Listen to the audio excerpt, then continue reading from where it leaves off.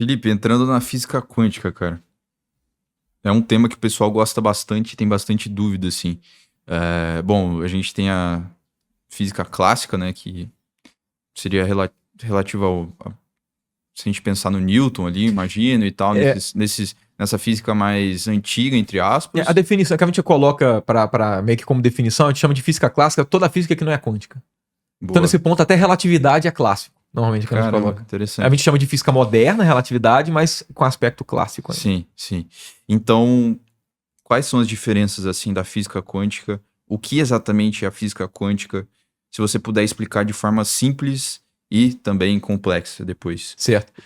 Assim, a física quântica é, de forma bem direta, pelo menos, é a física que a gente usa para poder descrever as coisas que são muito pequenas. E quando a gente fala muito pequenas, sempre tem escalas, claro, que efeitos quânticos começam a aparecer.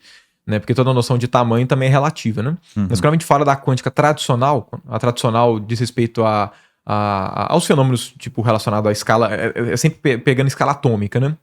Então, o que a gente percebe é que quando você vai descrever alguma coisa macroscopicamente, a gente consegue aplicar a lei de Newton, lei de Maxwell, termodinâmica tradicional, a gente aplica toda a física antes de 1900, né? Isso para estrelas, planetas e Exatamente. tal. Aí, para inclusive, assim, de estrelas, depende. É porque tem muita coisa de estrela que você precisa de quântica. Como Apesar assim, de ser cara? muito grande. Mas, por exemplo, você só consegue explicar pega o Sol. O Sol, ele tá, na superfície, ele tá por volta ali de 6.000 graus Celsius, por volta disso. No interior são milhões de graus Celsius, né? Bem no núcleo. Mas a produção de energia no Sol, ela é feita por fusão nuclear. E que você só explica se tiver quântica. Então, assim, você, por exemplo, você não consegue explicar a dinâmica de uma estrela no É sentido da verdade. energia que ela emite se não for a partir de quântica. Mas o ponto é, a gente fala que precisa de quântica para explicar a estrela, não é porque, não, a estrela é um objeto enorme, então não vou usar a quântica. É porque quando você vai para a produção de energia, ela acontece por fenômenos na escala muito pequena. Então, por conta disso, é um fenômeno quântico que acontece lá dentro. Mas basicamente quando você tá para fenômenos... Pega na Terra, pelo menos, que eu acho que vai ser o mais simples, né? Qualquer coisa que você pega que seja macroscópica e tudo, a gente consegue usar a física que até 1900 se tinha e tudo certo. Quando você começa a reduzir muitas escalas, e reduzir muitas escalas é reduzir bem, né? Quando você pega células, por exemplo, que está na faixa de... você pegar 1 milímetro e partir em 100, em 1000, você ainda não tem efeito de quântica de fato ali diretamente, né? Assim, pelo menos não é o que a gente chama estritamente de mecânica quântica, mas quando você começa a ir lá para a faixa de nanômetros, né? Que pega 1 milímetro e você divide ele em 1 milhão de partes. Né? Quando você começa a ir para essas escalas, que são escalas atômicas de fato, né? Você começa a perceber que a matéria não se comporta da mesma forma que a gente percebe quando ela é grande. E quando eu falo não se comporta, não é que tipo assim, não, é ligeiramente diferente. É que a gente tem um universo completamente diferente de descrição física, né? Os comportamentos são completamente diferentes. Se na física macroscópica as coisas são determinadas, as grandezas são determinadas, né? As mesmas grandezas como a posição, velocidade, rotação que a gente representa por momento angular e tudo, quando você vai para o muito pequeno, você começa a ver que essas grandezas elas não têm o mesmo tipo de comportamento. Energia também tem um comportamento diferente. E aí você precisa de um conjunto de leis diferentes para poder descrever esse tipo de material. Então, e aí esse conjunto de descrições, né? A descrição é a única, mas, né, enfim, separado para cada pequeno contexto, né? Porque igual física clássica, você vai trabalhar com mecânica, tem mecânica clássica. Eletromagnetismo, tem eletromagnetismo. Tem várias pequenas divisões, mas quando você vai tratar todo o contexto muito pequeno, você usa o que a gente chama de mecânica quântica, que são as leis físicas usadas para poder fazer a descrição desses sistemas. Né? Aí vem a questão, tá, mas quais são as principais diferenças, né? Assim, o que muda de fato as coisas mais notáveis quando você sai do clássico e vai para o quântico? Uma das principais diferenças é que é o aspecto probabilístico ou não, né? Então, todas as grandezas na quântica relativas a propriedades físicas, elas são probabilísticas. Então, não faz sentido você perguntar qual que é a posição, qual que é a velocidade, qual que é o momento angular, quais são esse tipo de grandeza, para um elétron, para um átomo. Né? Existe uma probabilidade dele ser encontrado em uma região, com uma certa velocidade, com uma certa Como que isso é rotação. possível, cara? Pois é. Existem muitas explicações que são colocadas, mas é engraçado que, e por conta disso, eu até falo de brincadeira que, assim, a gente não precisa pensar em muita ficção científica porque na verdade o universo ele já é interessante por si só e que você não precisa pensar em muitas coisas a mais. Porque, por exemplo, uma das explicações, você já ouviu essa, que assim, por que vamos supor, tem um efeito na quântica que é, você não consegue determinar a posição e velocidade com precisão infinita. Uhum. Se você determina a posição de um sistema, você já não tem mais nenhuma informação a respeito da velocidade dele, e vice-versa, que é o chamado princípio de incerteza. Aí que atualmente chama relação de incerteza. Porque lá atrás era um princípio, hoje é demonstrável, né? Hoje você obtém isso da quântica. Você não precisa mais. Foi aquele Bohr que. Esse foi o Heisenberg. Heisenberg. Aí Mas assim, tem uma explicação que é muito tradicional, que é uma explicação clássica, na verdade. E que a física se demonstrou ao longo do tempo muito mais interessante do que essa explicação. Mas que assim, você chega e fala, imagina que você tem um elétron. Aí a gente sempre pensa num elétron com uma bolinha, um átomo com uma bolinha. Aí chega e fala, tá, vamos supor que você quer saber onde é que ele tá. Aí você descobriu que ele tá aqui. Como é que você vai ver esse átomo? Aí tem uma explicação que, para você ver o átomo, você tem que jogar a luz nele. Porque aí vai bater nele, você vai ver onde é que ele tá. Só que na hora que você jogou a luz interagiu com ele, e aí ele começou a andar. Então você sabe onde ele estava, mas agora você não sabe mais a velocidade e tudo. Essa explicação é uma explicação que a gente chama de explicação semiclássica. Né? Você está explicando uma coisa quântica com uma coisa que não é quântica. Porque você está usando uma coisa que a gente vê macroscopicamente, que é tipo sinuca, né? Você tá com uma bolinha, você taca, ela vai bater na outra, ela vai andar. E aí tem uma diferença muito grande, e aí esse é o ponto principal da quântica, que dá a quântica a cara de quântica, que é o seguinte, essa explicação da luz bater, e aí por conta disso você não sabe mais a velocidade, perceba que o que essa explicação nos diz é que eu não consigo descobrir qual que é a posição e a velocidade por uma questão experimental, por uma limitação. E não é isso que a quântica nos coloca. Quando a quântica fala que não dá para saber, é porque não dá para saber.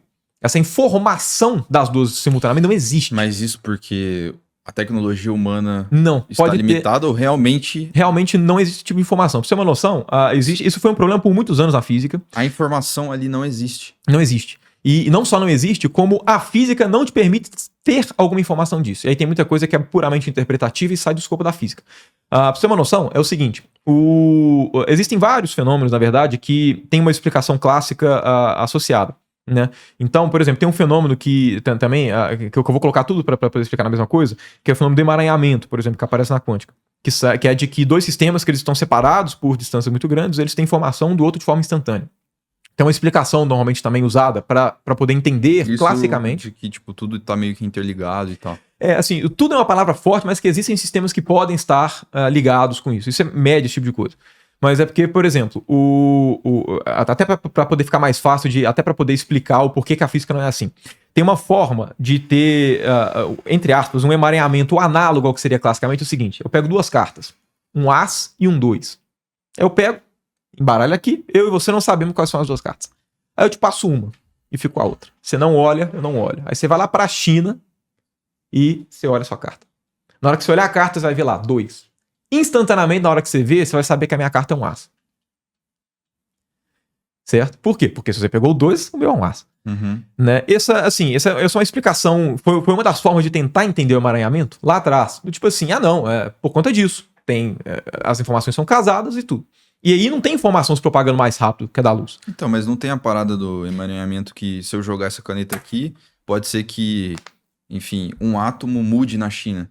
Sei lá. Não um átomo, mas uma partícula, sei lá, alguma coisa. Dessa forma, se elas tiverem emaranhadas, sim. Mas a questão principal é que... mas não é tudo que está emaranhado, não. então. Por exemplo, quando você chega e fala assim, por exemplo, mudou alguma coisa aqui, vai mudar alguma coisa lá na China, por exemplo, um átomo lá na China, eles têm que estar emaranhados para isso acontecer. E o emaranhamento não vai acontecer do nada. E a gente sabe quando que os átomos se emaranham. Emaranham. Assim, a gente tem...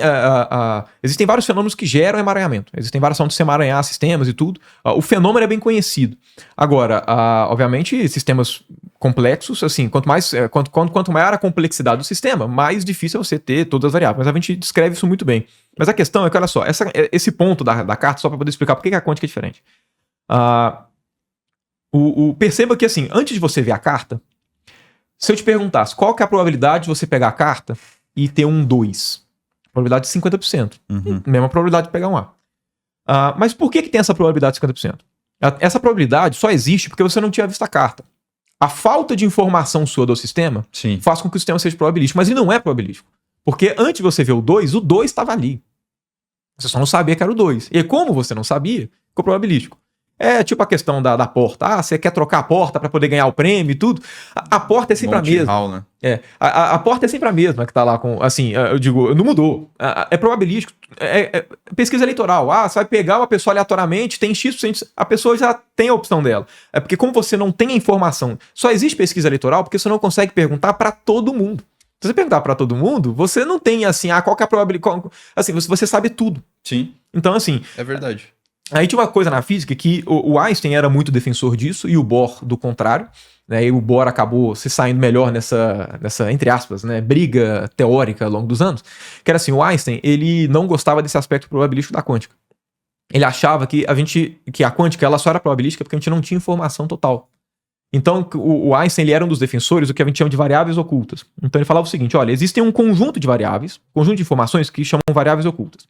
E a quântica só é probabilística porque a gente não conhece essas informações. Mas se a gente soubesse, ela seria completamente determinística, não probabilística. Por quê? Porque aí eu teria tudo que me falta que faz a quântica parecer ser probabilística. Seria equivalente nesse exemplo da carta? Isso é probabilístico. A variável oculta seria exatamente a informação que está ali. E aí, por muito tempo, aí tinha algumas pessoas na física que achavam que, não, eu acho que deve ter, não deve ter. O Einstein achava que tinha variáveis ocultas, o Bohr achava que não. A quântica é desse jeito mesmo. E aí, o que acontece? Por muito tempo, essa discussão era uma discussão só filosófica. Né? Só que aí tinha um físico, que foi o Bell, se não me engano é John Bell, mas enfim, o Bell ele mostrou em um conjunto de desigualdades, chamado desigualdade de Bell, que é o seguinte, é porque essa questão das variáveis ocultas, muita gente chegava e pensava assim, beleza, existem variáveis ocultas, mas aí tinha uma segunda questão, será que eu tenho acesso a essas variáveis ocultas? Ou não? Porque, tipo assim, se você tem acesso, ótimo. Aí a quântica pararia de ser probabilística. Mas se elas existissem e você não tivesse acesso... Mas tem acesso tecnicamente falando ou perante ao que é possível? Perante ao que é possível. Porque pode ser que, por exemplo, poderia ser uma questão do tipo, ou pela tecnologia de hoje a gente não tem acesso, mas no futuro vai ter. Mas a questão é que assim, mas também tinha muita gente que falava do tipo, às vezes pode ser que essas variáveis ocultas existam, mas que a gente nunca vai ter acesso. Então meio que tanto faz, tanto fez. Aí o que o Bell mostrou é que é o seguinte... Se as variáveis ocultas existirem, você pode conseguir ter a informação delas ou não. Isso gera resultado mensurável. O ato de existir ou não as variáveis ocultas, você consegue bolar alguns experimentos que consigam te falar se elas existem. Porque mesmo que você não saiba quais são, o ato delas existirem provoca resultados mensuráveis. Porque ele muda as correlações entre as grandezas. Então, por exemplo, tem muitas grandezas que são correlacionadas. Né? E correlação não necessariamente implica em causalidade. Né? Então, sei lá, por exemplo, você chega e fala assim, vamos pegar a medida de correlação. Aí você chega e fala assim, toda vez que o galo canta, amanhece. Isso é uma correlação. Né? Não está amanhecendo porque o galo está cantando. Você mata o galo, não vai parar de amanhecer porque ele não vai mais cantar. Sim. Então, não é o cantar do galo que está fazendo amanhecer. Mas você consegue falar aí, no caso, que está amanhecendo e por conta disso o galo cantou. Então, é uma correlação que em um lado existe causalidade. Então, classicamente falando, sempre quando grandezas são correlacionadas, ou uma causa a outra, como amanheceu, o galo cantou. Seria uma grandeza também. Seria tipo isso, a grandeza seria o cantar do galo, digamos assim. Mas agora, tem outras situações que tem correlação, mas a causalidade, ela acontece por um fator terceiro. Por exemplo, lá em BH, tem uma correlação muito clara, que é, quanto mais próximo do verão, mais empresa de pavimentação pública ganha dinheiro.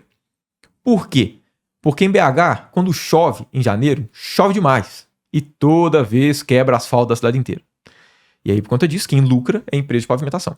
Obviamente, não é o verão que causa o lucro da pavimentação. É uma consequência. É uma consequência de quê? De um terceiro fator que nós não conhecemos. A princípio, mas é um terceiro fator que não está nesses dois, que é o fato de que chove muito. Sempre quando você vai medir, você consegue medir correlação de grandeza. O quão correlacionado é acontecer X e acontecer Y. Você consegue medir isso para saber se existe uma correlação direta entre elas ou se foi tipo assim, sei lá, por exemplo, existe por exemplo, eu toda vez, imagina que a gente faz da seguinte forma, eu tô aqui em São Paulo, eu fui na universidade. Existe uma correlação? Na prática existe porque toda vez que eu venho para cá eu acabo indo na universidade pelo contexto acadêmico. Uhum. Mas, por exemplo, sei lá, vamos supor que eu fui num bar X. Se a pessoa chega e fala, o Felipe veio aqui e foi no bar X. Será que existe a correlação do Felipe vir para São Paulo e ir naquele bar? Pode ser uma correlação de fato ou pode ser simplesmente uma Aconteceu, mas não tá correlacionado às grandezas. Aí se pegar todas as vezes que eu vim para São Paulo, eu não fui no bar X em questão. Aí, então, não tem correlação. Você consegue atribuir um número à correlação para saber se ela é forte, se é fraca, se acontece ou não acontece. E quando você mede correlação de grandeza na quântica, tipo esse exemplo da carta. Eu e você, um tem um as e eu tenho 2. Fazendo exatamente o experimento, a gente consegue medir a correlação. Toda vez que eu pegar o as, você vai pegar o 2. Toda vez que eu pegar o 2, você vai pegar o as. A gente consegue medir a correlação, dar um valor, que é a maior correlação possível, porque é totalmente correlacionado. Quando você leva em conta exatamente essa situação, só que no ponto de vista quântico, a correlação é mais intensa. Então existem, assim, você consegue mudar parâmetros, assim, existir ou não essas variáveis ocultas muda algumas coisas da quântica. E aí, enfim, a partir disso existe uma busca na física que era para tentar medir isso experimentalmente. E aí, desde a década de 80, década de 90, começaram a surgir alguns experimentos a respeito disso, que foram ficando cada vez mais menos criticáveis, cada vez mais precisos, até um ponto que foi ali em torno, no início dos anos 2000, que tem um dos experimentos que inclusive acabou culminando depois no Prêmio Nobel de 2022, que foi para isso, mostrando que, de fato, não existem essas variáveis ocultas. Então, hoje, isso é uma coisa na física que não é mais uma discussão filosófica, como era lá atrás. Né? Ou seja, hoje a gente sabe o seguinte: a quântica ela é probabilística porque eu não tenho informação suficiente do sistema? Não, ela é probabilística mesmo. Né? Aí hoje, o que a física efetivamente nos diz é que, antes de você medir o experimento, que era probabilístico, se você tenta fazer afirmações quanto ao seu sistema, você chega em contradições porque aquela informação não existe. Então, tem coisas que são simples, né? Imagina que eu faço assim, pego uma bolinha e passo ela na tinta e eu jogo ela na parede. Vai aparecer a marca da bolinha. Uhum. Se eu chego e falo assim, olha, antes da gente fazer a medição, que foi, bateu a bolinha ali e eu vi onde ela tá. Pega um segundinho pra trás, 1 milissegundo, um pouquinho de tempo antes dela bater. Aonde a bolinha tava antes dela bater? Aí você fala, bom, se ela bateu numa posição, ela tava nos arredores dessa posição. Se você faz esse tipo de colocação na quântica, por exemplo, um elétron bateu na tal região. Onde ele estava logo antes? Se você falar, ele estava ali no arredor, você chega em que o sistema vai teletransportar, você chega em um punhado de coisa que não faz nenhum tipo de sentido. Por quê? Porque essa informação não existe. A quântica te proíbe de ter esse tipo de informação. Muito bom esse corte, né? Agora eu peço meu por favor para que você se inscreva aqui nesse canal. Isso nos ajuda muito a melhorar o conteúdo cada vez mais e trazer cada vez mais conversas interessantes. Além disso, você também vai receber conteúdos de valor como esse. Então eu agradeço de coração e até o próximo vídeo.